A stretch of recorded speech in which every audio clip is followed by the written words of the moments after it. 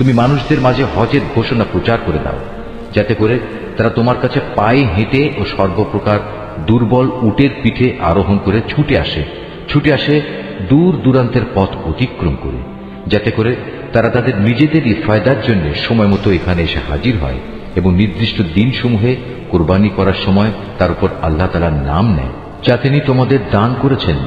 অতঃপর কোরবানির এ গোশত থেকে কিছু তোমরা নিজেরা খাবে, দুস্থ এবং অভাবগ্রস্তদেরও তার কিছু অংশ দিয়ে আহার করাবে। অতঃপর তারা যেন এখানে এসে তাদের যাবতীয় ময়লা কালিমা দূর করে, নিজেদের মানতসমূহ পুরা করে, বিশেষ করে এ প্রাচীন ঘরটির তাওয়াফ করে। এ হচ্ছে কাবা ঘর বানানোর উদ্দেশ্য। যে কেউই আল্লাহ তাআলার নির্ধারিত পবিত্র অনুষ্ঠান মানার সম্মান করে, এটা তার জন্য তার মালিকের কাছে একটি উত্তম কাজ বলে বিবেচিত হবে।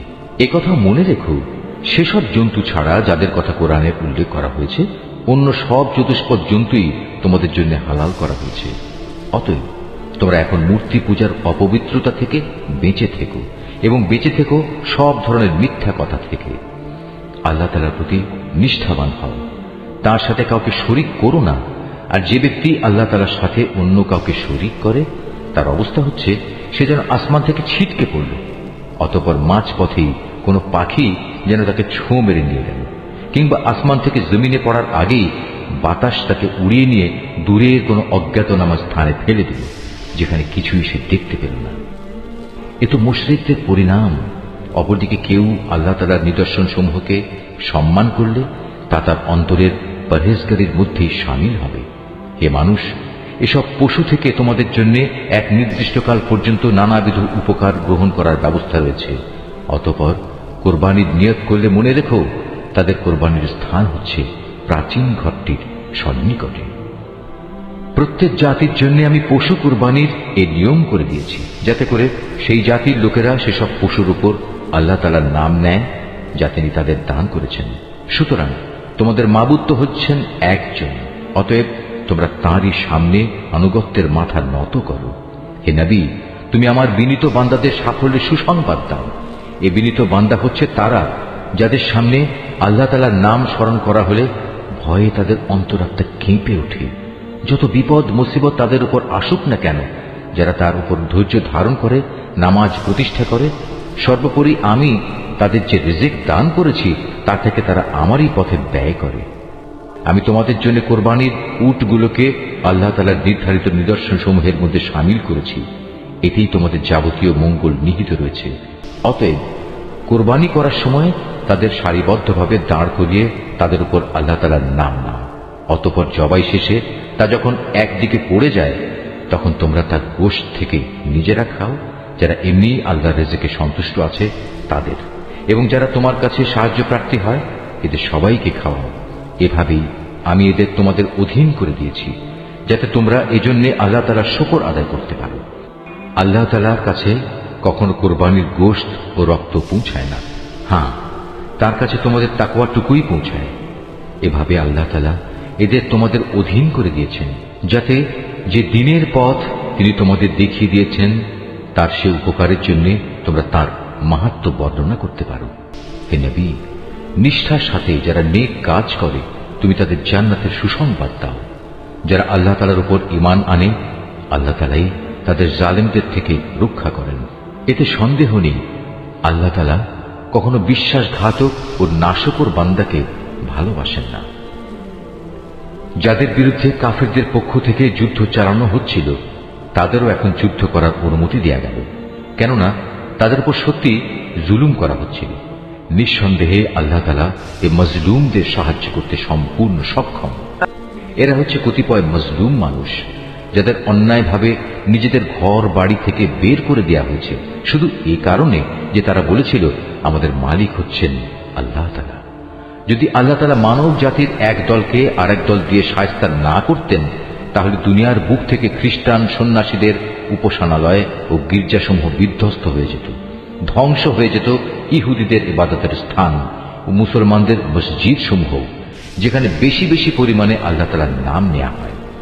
আল্লাহ তাআলা অবশ্যই তাকে সাহায্য করেন, যে আল্লাহ তাআলার দ্বীনে সাহায্য করে, অবশ্যই আল্লাহ তাআলা শক্তিমান ও পরাক্রমশালী।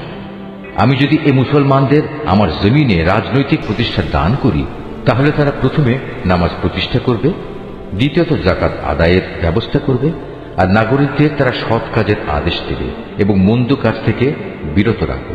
তবে অবশ্য সব কাজের চূড়ান্ত পরিণতি একান্তভাবে আল্লাহ তাআলারই এখতিয়ারভুক্ত। হে নবী, এই লোকেরা যদি তোমাকে মিথ্যা সাব্যস্ত করে তাতে তোমার উদ্বেগের কিছুই নেই। এদের আগে নূহের জাতি, আদ ও সামুদের লোকেরাও তাদের নবীদের মিথ্যা সাব্যস্ত করেছিল। ইব্রাহিমের জাতি এবং লূতের জাতিও তাই করেছিল। আরো করেছে মাদিয়ানের অধিবাসীরা। মুসাকেও মিথ্যাবাদী বলা হয়েছে। তারপরেও আমি এই কাফেরদের ঢিল দিয়ে রেখেছিলাম। অতঃপর সময় এসে গেলে আমি তাদের ভীষণভাবে পাকড়াও করেছি। কি ভয়ঙ্কর ছিল আমার সে আযাব! আমি ধ্বংস করেছি আরো অনেক জনপদ যার অধিবাসীরা ছিল জালেম। অতঃপর তা বিধ্বস্ত হয়ে মুখ থুবড়ে পড়ে থাকল। কত কূপ পরিত্যক্ত হয়ে পড়ল, কত শখের সুন্দর প্রাসাদ বিরান হয়ে ধ্বংসস্তূপে পরিণত হয়ে গেল। এরা কি জমিনে ঘুরে ফিরে এগুলো পর্যবেক্ষণ করেনি? পর্যবেক্ষণ করলে এদের অন্তর এমন হবে যা দ্বারা এরা তা বুঝতে পারবে, তাদের কান এমন হবে যা দ্বারা তারা শুনতে পারবে। আসলে অবোধ নির্বোধের চোখ তো কখনো অন্ধ হয়ে যায় না। অন্ধ হয়ে যায় সেই অন্তর যা মনের ভেতরে লুকিয়ে থাকে। হে নবী, এরা তোমার কাছে আযাবের ব্যাপারে তাড়াহুড়ো করে। তুমি বলো, আল্লাহ তাআলা কখনো তার ওয়াদার বরখেলাপ করেন না। তোমার মালিকের কাছে যা একদিন, তা তোমাদের গণনার 1000 বছরের সমান। আরো কত জনপদ ছিল, তাদের আমি প্রথম দিকে ঢিল দিয়ে রেখেছিলাম, অথচ তারা ছিল জালেম। অতঃপর এক সময় আমি তাদের কঠিন পাকড়াও করেছিলাম। পরিশেষে সবাইকে আমার কাছেই ফিরে আসতে হবে। হে নবী, তুমি বলো, হে মানুষ, আমি তো তোমাদের জন্য আযাবের একজন সুস্পষ্ট সতর্ককারী মাত্র।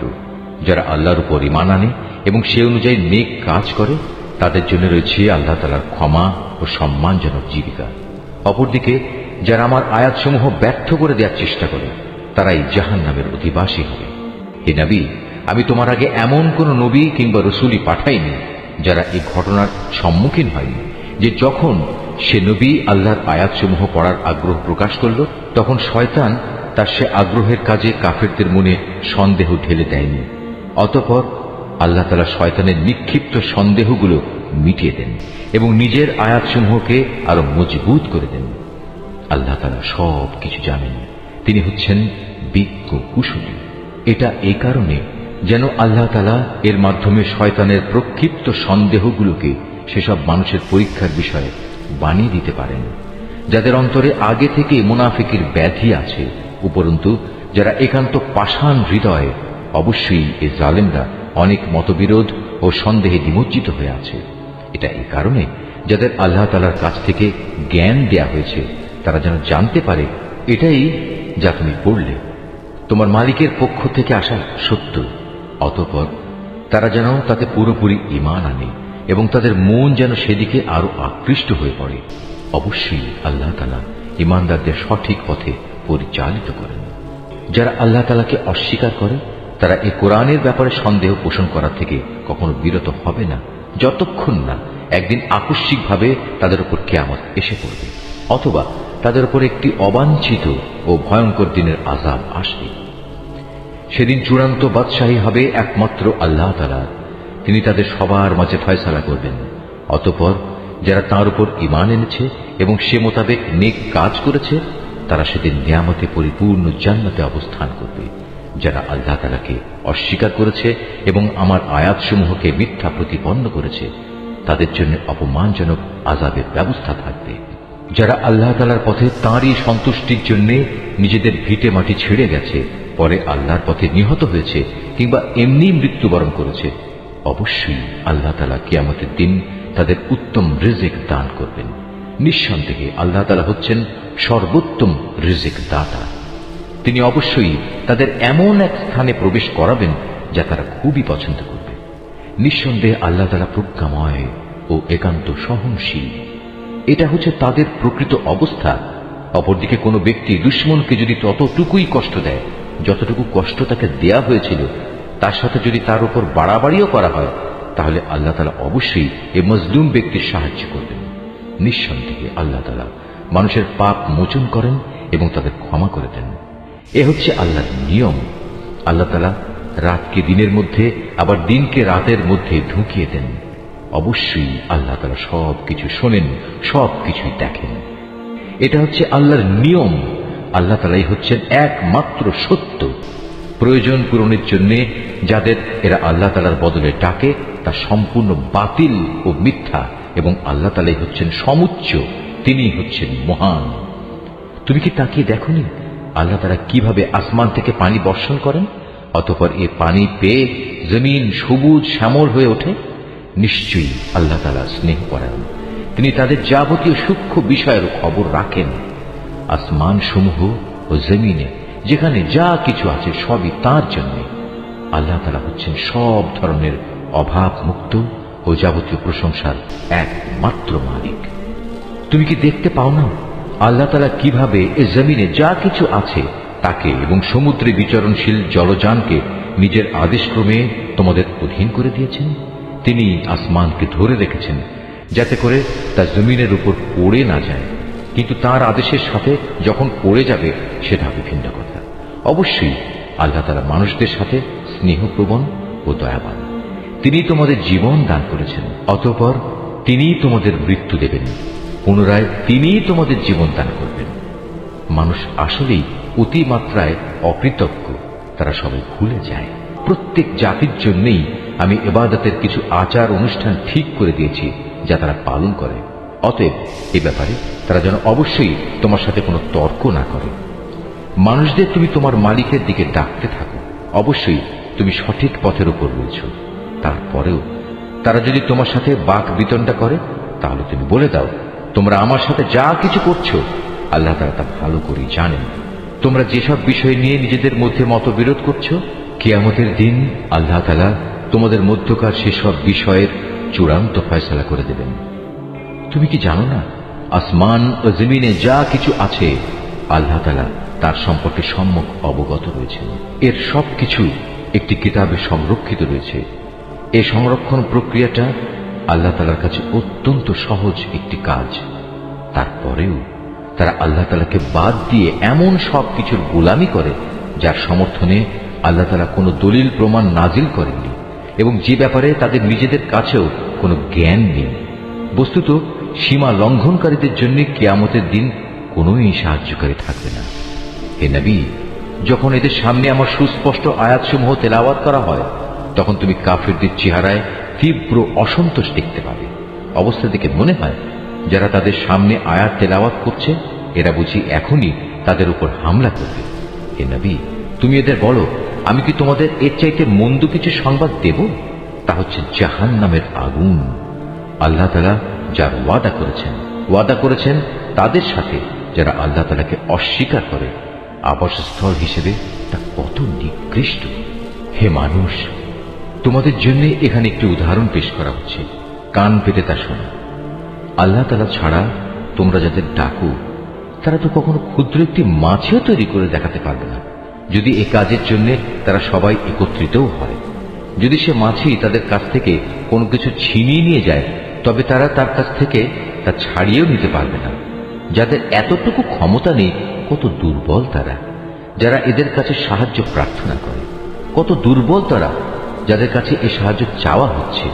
এ মূর্খ ব্যক্তিরা আল্লাহ তাআলাকে কোনো মূল্যায়নই করতে পারেনি, ঠিক যেভাবে তার ক্ষমতার মূল্যায়ন করা উচিত ছিল। আল্লাহ তাআলা নিশ্চয়ই পরাক্রমশালী। আল্লাহ তাআলা তার ওহী বহন করার জন্য ফেরেশতাদের মধ্যে থেকে বাণীবাহক মনোনীত করেন। মানুষদের ভেতর থেকেও তিনি এটা করেন। অবশ্যই আল্লাহ তাআলা সবকিছু শোনেন ও সবকিছু দেখেন। তাদের সামনে যা আছে তা যেমনি তিনি জানেন, তেমনি জানেন তাদের পেছনে যা আছে তাও, কেননা একদিন তার কাছেই সব কিছুকে ফিরে যেতে হবে। এই আয়াতটি যিনি তেলাওয়াত করবেন এবং যিনি এই আয়াতটির তেলাওয়াত শুনবেন তারা যদি শাফি মাযহাবের অনুসারী হন তাহলে তাদের সবাইকে এই আয়াতের সাজদাটি আদায় করতে হবে। তাদের জন্য এটা ওয়াজিব। হে মানুষ, যারা ঈমান এনেছ, তোমরা আল্লাহ তাআলার সামনে রুকু করো, সাজদা করো এবং তোমাদের মালিকের যথাযথ ইবাদত করো, নেক কাজ করতে থাকো। আশা করা যায় এতে করে তোমরা মুক্তি পেয়ে যাবে। আর আল্লাহ তাআলার পথে তোমরা জিহাদ করো, যেমনি তার জন্য জিহাদ করা তোমাদের উচিত। তিনি দুনিয়ার নেতৃত্বের জন্য তোমাদেরই মনোনীত করেছেন এবং এই জীবন বিধানের ব্যাপারে তিনি তোমাদের উপর কোনো সংকীর্ণতা রাখেন। তোমরা প্রতিষ্ঠিত থেকো তোমাদের আদি পিতা ইব্রাহিমের দ্বীনের উপর। সে আগেই তোমাদের মুসলিম নাম রেখেছিল। এর কোরআনের মধ্যেও তোমাদের এ নামই দেয়া হয়েছে, যেন তোমাদের রাসূল তোমাদের মুসলিম হবার উপর সাক্ষ্য প্রদান করতে পারে। আর তোমরাও দুনিয়ার গোটা মানব জাতির উপর আল্লাহর দ্বীনের সাক্ষ্য প্রদান করতে পারো। অতএব নামাজ প্রতিষ্ঠা করো, যাকাত আদায় করো এবং আল্লাহ তাআলার রশি শক্তভাবে ধারণ করো। তিনিই হচ্ছেন তোমাদের একমাত্র অভিভাবক। কত উত্তম অভিভাবক তিনি, কত উত্তম সাহায্যকারী তিনি।